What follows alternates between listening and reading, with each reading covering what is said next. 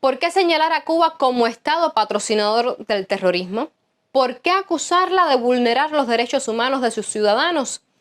Cuando el pasado 6 de mayo la administración del presidente Joe Biden derogó algunas de las 243 medidas aplicadas contra la isla por su antecesor Donald Trump, obvió por completo la que probablemente las desarticulara y realmente retomar un camino del diálogo real y efectivo, eliminar a Cuba de la lista de estados patrocinadores del terrorismo.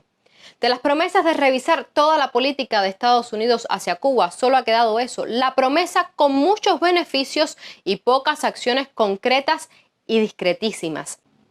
Pero mantener a la mayor de las Antillas en esa lista también significa tener satisfechos a los grupos extremistas que se mantienen anclados en el pasado y defienden una política de guerra fría contra la nación antillana.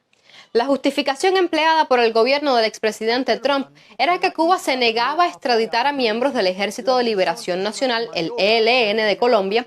Recordemos que la isla ha sido mediador en los diálogos de paz entre el ELN y el gobierno colombiano, además de encontrar una supuesta amenaza en la alianza entre Venezuela y Cuba.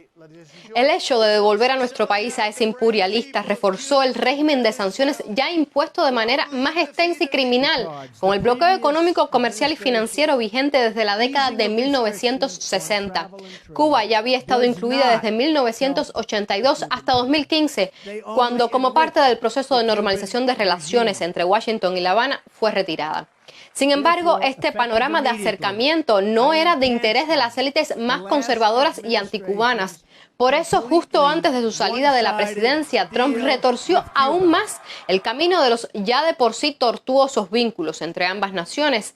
Devolver a la mayor de las Antillas al listado de países patrocinadores del terrorismo, además, daba la excusa perfecta para retomar las acusaciones de vulneración de derechos humanos y así retomar la anciana agenda de promover con esa política de máxima presión un cambio de régimen, usando la terminología de Washington. Por eso, llegado el mes de julio, no es sorpresa que resurjan las evocaciones a los disturbios ocurridos el año pasado por estas fechas y por los cuales rinden cuenta hoy ante la justicia los responsables. Desde Washington llegan amenazas y el desconocimiento a la legalidad de la isla. Reclaman que son sentencias atroces. Todo esto según el país que más vulnera los derechos humanos de sus ciudadanos y que hace tan solo una semana lo demostró al ilegalizar el derecho al aborto. Para Washington se trata de señalar quién hace lo correcto o no y qué es o no legal. No nos sorprende que 60 años después del triunfo de la revolución continúen accionando las mismas excusas y acciones contra Cuba, porque no se trata de listas ni de vulneraciones, se trata de una negativa a aceptar que llevan 6 décadas fracasando.